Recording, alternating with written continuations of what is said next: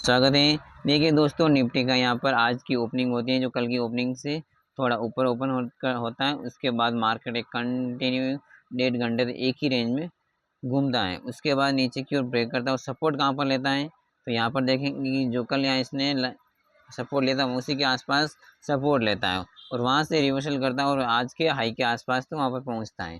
तो यहाँ पर देखेंगे कि किस तरीके से मार्केट गिरा, यहाँ पर भी देखेंगे तो इस तरीके से मार्केट यहाँ पर गिरा हुआ है। और ये कैंडल को आराम से आप ध्यान से देखेंगे और इस कैंडल को भी ध्यान से देखेंगे तो ये सेम है।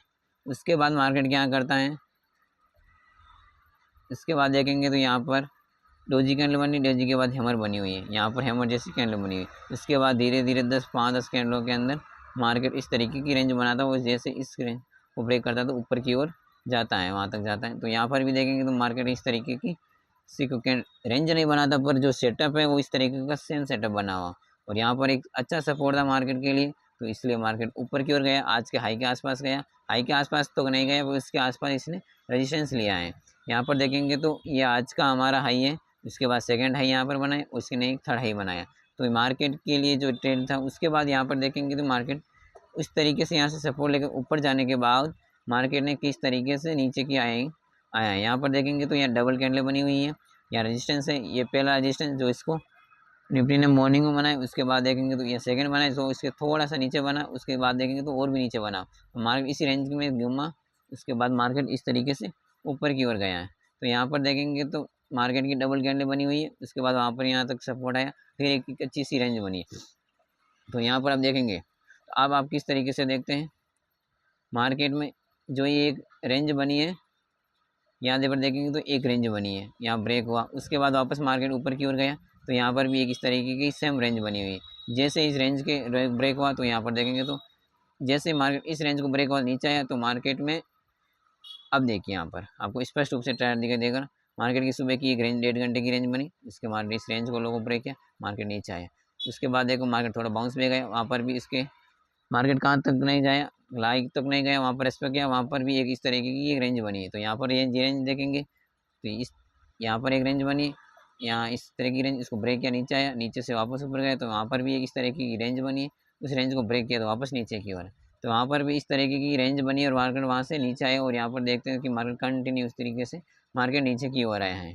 तो इस तरीके से हमें लाइव मार्केट में हमें किस तरीके से रेंज रहती है, मार्केट किस तरीके से ट्रेड करता है।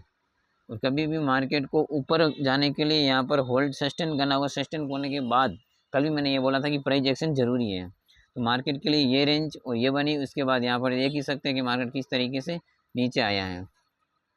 और टारगेट भी हम लोग देख ही सकते हैं कि किस तरीके से टारगेट अचीव हुआ है। तो मार्केट के लिए ये जो मॉर्निंग का हाई है वो हमारा 500 के आसपास है, इसका लो बना हुआ है मार्केट का। तो यहाँ पर देख ही सकते हैं कि लो कितना बना हुआ है, 327 का है। तो मार्केट में 200 पॉइंट का एक टारगेट है, तो इसमें भी देखेंगे तो मार्केट की ये कहाँ की बनी हुई है, 480 से गया है, 490 से गया, तो इसका 490 से गए 390 290 तक जाना चाहिए। तो मार्केट के यहाँ पर कहाँ तक है, 280 तक गया हुआ है। तो यहाँ पर 200 पॉइंट का टारगेट इसने भी अचीव किया है। मार्केट ने इस रैली में भी इस रेंज में भी इसने 200 पॉइंट का टारगेट अचीव किया है। देखिए, क्योंकि मार्केट कभी भी इस रेंज बनी हुई होगी, उसको सडनली ब्रेक करेगा, फिर ऊपर जाएगा, फिर इसी जो यहाँ ये बार बार सपोर्ट है उसी सपोर्ट के आसपास जाएगा। मार्केट थोड़ा ऊपर नीचे हो सकता है, पर वहाँ पर भी एक रेंज बनाएगा, फिर नीचे ब्रेक करता, उतना ही टारगेट हमें देखने को मिलेगा। क्योंकि मार्केट में इस तरीके से सेटअप टारगेट हमें अगर लाइव मार्केट में हमें सब रखना पड़ता है। एक प्राइस एक्शन का इंतजार या रेंज का इंतजार, किस तरीके से मार्केट ऊपर रेंज बनाकर फिर ब्रेक करता है, फिर ऊपर जाता है, वक्त उसी टाइप की रेंज बनाता है। थोड़ा टाइम आगे पीछे भी हो सकता है और ज़्यादा भी हो सकता है, पर टारगेट उतना उसको मार्केट ब्रेक करने पर सडनली उतना ही टारगेट हमें देखने को मिलता है।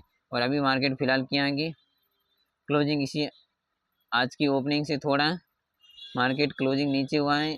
और यहाँ पर देखेंगे तो मार्केट की यहाँ देखेंगे आप, यहाँ डेली का चार्ट है, मार्केट ने सपोर्ट कहाँ पे लिया, कल की जो लो था उसके ऊपर ही सपोर्ट लिया। और आज जो मार्केट ओपन हुआ उसी आज के हाई का कल की क्लोजिंग और हाई के ऊपर ओपन हुआ और वहाँ पर सस्टेन नहीं कर पाए और नीचे आके क्लोज हुआ है। अब मंडे के सेशन में देखना होगा कि मार्केट अगर इसके ऊपर मार्केट अगर इस रेंज के ऊपर, ये दोनों के लिए अब इस दोनों के बीच में ट्रेड कर सकता है। अगर इसके ऊपर क्लोज होकर वो इसके ऊपर निकल के प्राइस एक्शन बनाता है, होल्ड करता है, तो ऊपर जाने की संभावना ज़्यादा रहती है। और नीचे जाने के लिए तो इसको यहाँ पर बहुत बड़ी रेंज बनेगी, उसको ब्रेक करने में टाइम लग सकता है, पर उसमें भी प्रोजेक्शन बहुत ज़रूरी है। धन्यवाद दोस्तों।